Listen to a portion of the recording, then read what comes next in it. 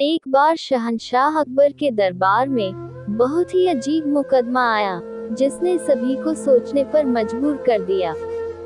हुआ यूं कि बादशाह अकबर के दरबार में दो महिलाएं रोती हुई पहुंची। उनके साथ में लगभग 2 या 3 साल का सुंदर सा बच्चा भी था। दोनों महिलाएं लगातार रो रही थीं और साथ ही दावा कर रही थीं कि बच्चा उनका है। अब समस्या ये थी कि दोनों शहर के बाहर रहती थीं, जिस कारण उन्हें कोई नहीं जानता था। इसलिए यह बताना मुश्किल था कि उस नन्हे से बच्चे की असली माँ कौन है। अब अकबर बादशाह के सामने मुसीबत आ गई कि न्याय कैसे करें और बच्चा किसको दें। इस बारे में उन्होंने एक एक करके सभी दरबारियों की राय ली, लेकिन कोई भी इस गुत्थी को नहीं सुलझा सका। और तभी बीरबल दरबार में पहुंच गए।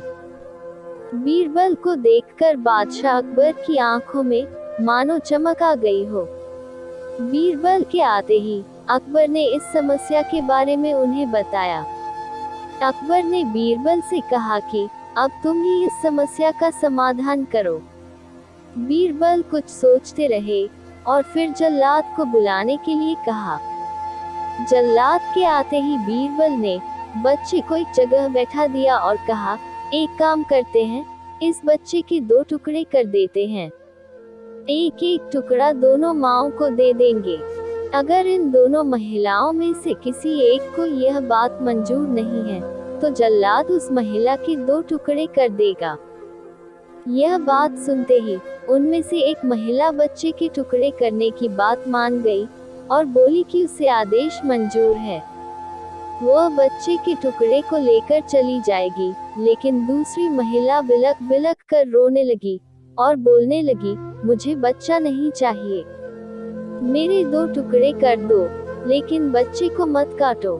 यह बच्चा दूसरी महिला को दे दा। यह देखकर सभी दरबारी मानने लगे कि जो महिला डर की वजह से रो रही है वही दोषी है। लेकिन तभी बीरबल ने कहा कि जो महिला बच्चे के टुकड़े करने के लिए तैयार है, उसे कैद कर लो, वही मुजरिम है। इस बात को सुनकर वह महिला रोने लगी और माफी मांगने लगी, लेकिन बादशाह अकबर ने उसे जेल में डलवा दिया।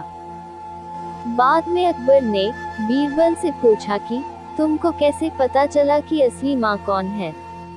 तब बीरबल ने मुस्कुराते हुए कहा, महाराज, माँ सारी मुसीबतों को अपने सिर पर ले लेती है, लेकिन बच्चे पर आंच भी नहीं आने देती, और यही हुआ।